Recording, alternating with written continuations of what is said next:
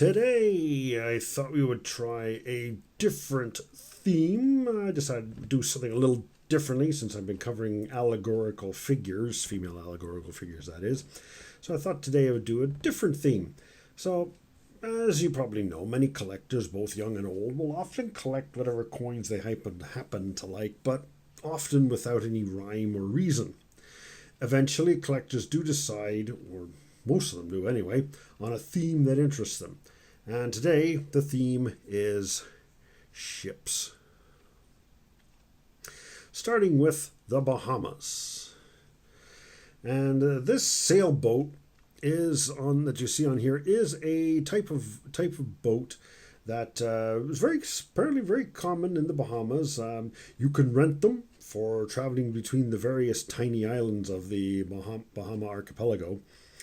And you can rent them for as little as $300 per day, or for over $4,000 per day if you rent it with a captain and crew. Now, next is the coinage of the Eastern Caribbean states, formerly known as the British Eastern Caribbean Territories. So a ship appears on the 5 cent, the 10 cent, well, that's Her Majesty on that side, but if you look at the other side, there's the ship. And the 25 cent piece, though actually here's a newer, with a little more detail. And the $1 coin. All of them have this ship on it. And it's the same ship on all four types of coins. The ship is called the Golden Hind, and it appears not just on this country's coins, but it appears in other countries' coins, and we'll get to see that in the future. The ship, the Golden Hind, was made famous by Sir Francis Drake, who was an explorer and corsair. Corsair, that's spelled C-O-R-S-A-I-R, and it's a euphemistic term for pirate or buccaneer. So, if you were British, he was a hero. Sir Francis Drake was a great hero of British history. However, if you're Spanish, he was a no-good so-and-so. He robbed and outsmarted the Spanish at every opportunity. Next, let's go to Canada, my home country. So, of course, I do have quite a lot of coins from Canada. Starting with this one, with a very nice ship picture on it here. This is probably the most famous ship from Canada, called the Blue Nose. But the question here is it really the Blue Nose? First of all, the artist who made this in 1937, a guy named Emmanuel Hein, he described it as a fishing schooner under sail, of which 3 different sailing ships, including the Blue Nose, were used as a reference for this design. A co-worker of mine from Nova Scotia, the place where the Blue Nose was built, was rather crestfallen when I told her the ship on the Canadian dime was actually a composite of 3 ships, not the Blue Nose. However, on March 15th, 2002, the Royal Canadian Mint stated categorically, and officially I should add, that it was indeed the Blue Nose. Okay, fine. Next Canadian ship is this 25 cent piece. And the ship on here is called the BonRenoir. I hope I pronounced that correctly. This was the ship that sailed in 1604 and founded the first settlement of Europeans in what would later be called Canada.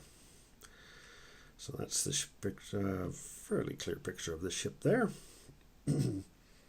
So the Canadian silver dollar has not a ship, but a canoe. I suppose I should have said today's theme was watercraft as opposed to just ships. However, in this canoe, if we take a look at it, starting from the right side of the canoe, at the front we have an Indian. Well, not certain as to which First Nations tribe he would have belonged to. Possibly Algonquin. In the middle are two bundles, probably bundles of beaver skins, and at the back is a voyageur. And he was an agent for the fur company, the Hudson's Bay Company, which actually still exists today as the oldest operating business in North America.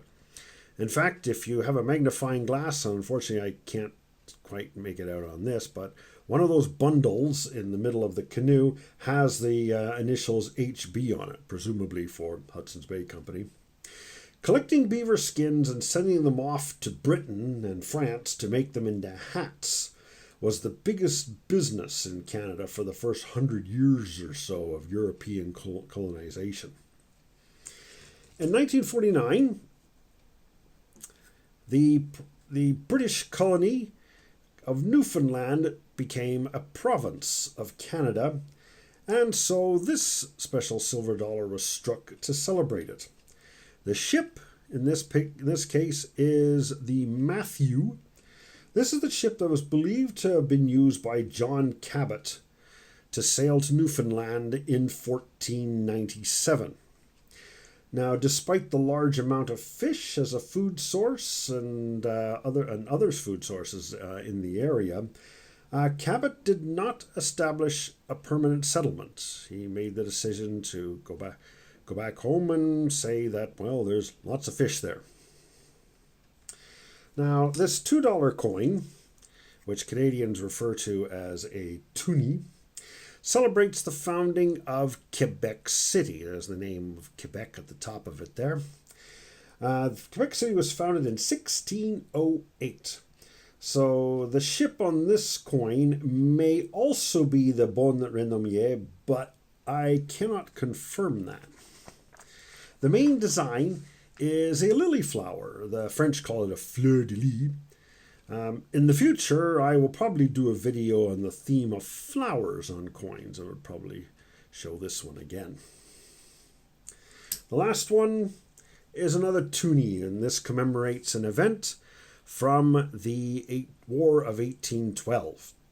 The big ship in the center is the HMS Shannon. The second ship on the right, you could probably barely make it out there. It's just in the right background there in the silver ring. It's the USS Chesapeake. On June 1st, 1813, the Shannon attacked and captured the Chesapeake just off the coast of Boston. And the battle apparently only lasted 11 minutes. So, if you have any questions, please post in the comments. And if you have any suggestions for other collectible coins, please let me know. I just might have it in my collection. And and of course, I should also mention that if you like this video, please hit the thumbs up. And of course, don't forget to subscribe and ring the bell. So, thank you very much for watching.